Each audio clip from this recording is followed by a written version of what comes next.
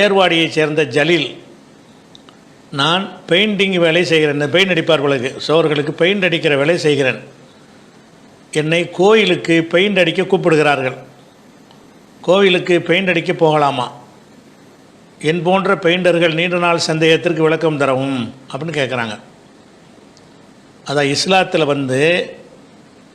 ஹராமானவை தடுக்கப்பட்டவை என்று தெளிவாக சொல்லப்பட்டுருச்சு. ஹலாலானவையும் தெளிவாக சொல்லப்பட்டு விட்டது. ஹராமானதை நம்ம செய்யக்கூடாது, ஹலாலானதை செய்யலாம்.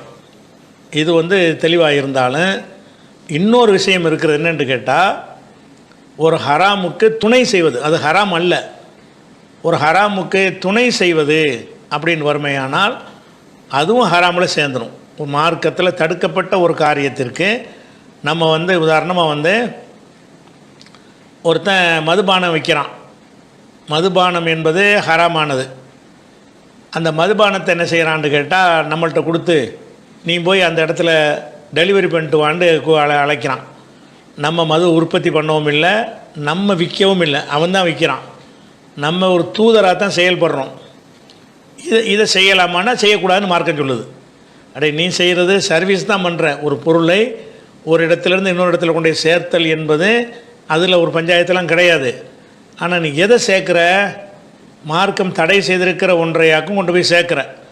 அப்போ ரசூல் ஸல்லல்லாஹு அலைஹி வஸல்லம் என்ன செய்கிறாங்கன்னு கேட்டால், மதுபானத்தை ஊற்றி சாக்கில் ஹம்ர் ஊற்றி கொடுக்குறான்ல அவனுக்கு, அதை சுமந்து செல்கிறான்ல அவனுக்கு, யாருக்கு சுமந்து செல்லப்படுகிறது அவனுக்கும் அல்லாஹ் சபிக்கிறான் அப்படின்னு அதுக்கு துணை செய்கிறவர்களையெல்லாம் சாபத்துக்குரியவராகத்தான் நமக்கு மார்க்கத்தில் சொல்லப்பட்டிருக்கிறது.